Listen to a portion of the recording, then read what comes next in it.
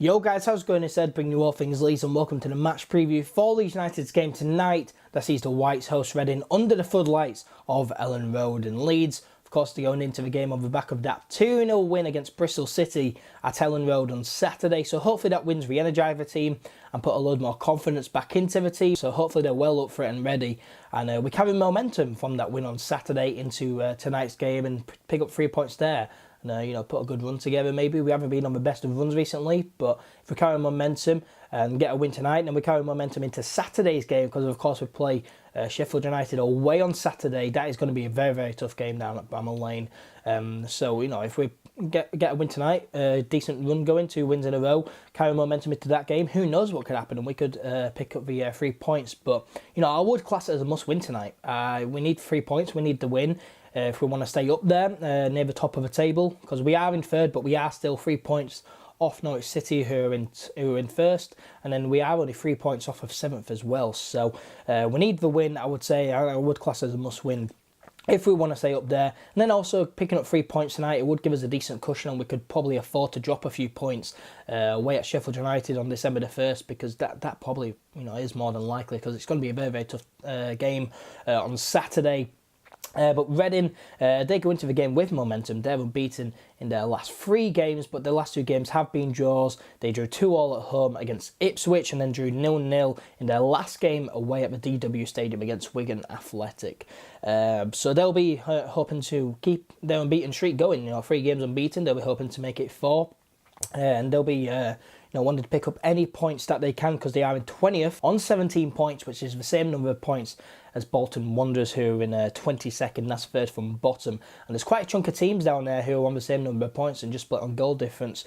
So any point right now for either of those teams would go a long way for them. So Reading, they will be wanting to get at least a point and, keep the unbeaten run going, keep the momentum going, but 2, any point goes a long way for them. So I don't really know how they've played this season, but I'm guessing that they'll set up like other teams have done when they've come to play Leeds at Elland Road, and they'll probably just sit back and frustrate Leeds and try and make it as difficult as possible.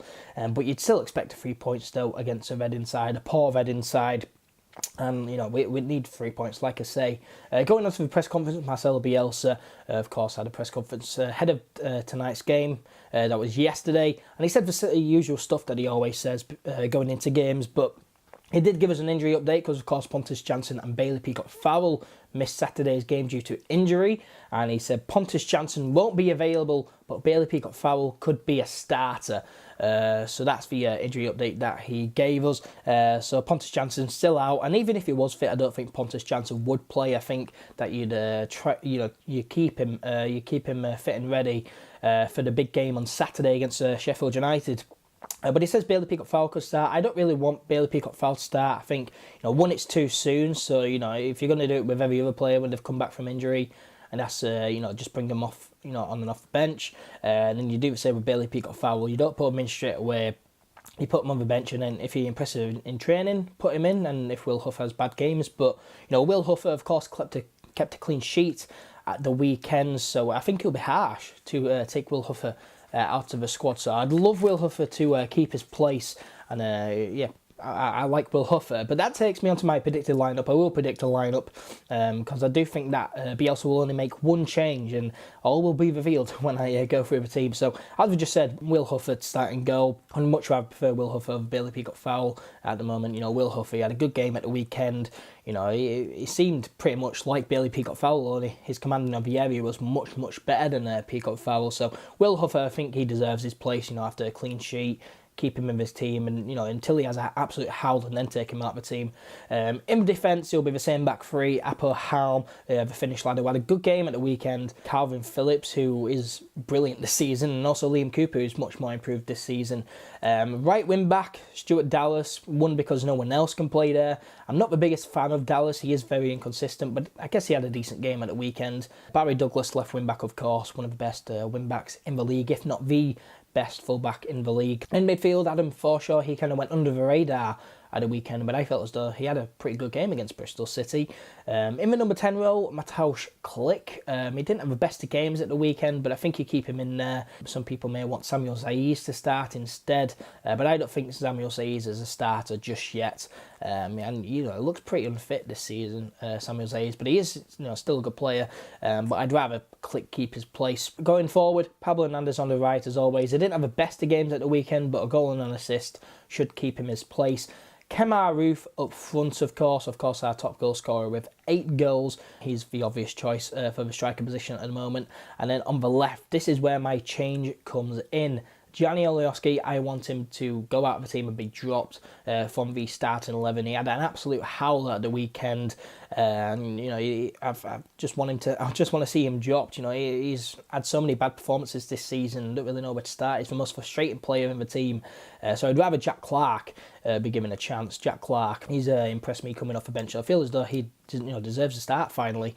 It won't be Jack Harrison. Jack Harrison played for the under-23s yesterday when they beat Sheffield United, so Jack Harrison won't be starting.